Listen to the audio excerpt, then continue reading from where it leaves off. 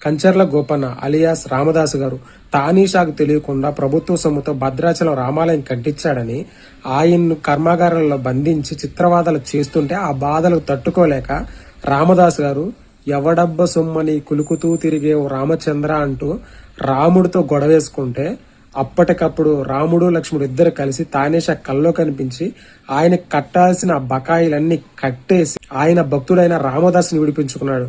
అటువంటి గొప్ప భక్తపరాయణుడు మన రాముడు. అటువంటిది భారత ప్రధాన మంత్రి నరేంద్ర మోడీ గారు అత్యంత ప్రతిష్టాత్మకంగా నిర్మించిన అయోధ్య రామ మందిరంలో భక్తులిచ్చిన కానుకలు, బంగారు ఆభరణాలు మొత్తం 40 రోజుల్లో 70 సార్లు దొంగతనానికి గురయ్యాయంటే ఒక్కసారి అర్థం చేసి గుడి మెట్ల కింద ఉండే కొబ్బరికాయ నుంచి దేవుడి దర్శనం వరకు మొత్తం హిందూ దేవాలయాల్లో కరప్షన్ గా మారిపోతుంది.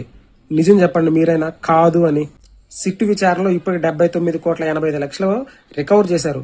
ఎవరో వచ్చి బయట నుంచి మన దేవుళ్ళని, మన మతాలని, మన వ్యవస్థలని ఎవరు ధ్వంసం చేయరు. భక్తి ముసుగులో ఉన్న మనమే మన దేవాలయాలని, మన అస్తిత్వాన్ని మనమే సర్వనాశనం చేసుకుంటాం. ప్రశాంతత కోసం గుడికెళ్తాం. ఇప్పుడు ఆ ప్రశాంతతే కరువైపోతుంది. ఈ కలియుగంలో కౌశల్య రాముడు ఆస్తులకే దిక్కు లేకుండా పోతుంది.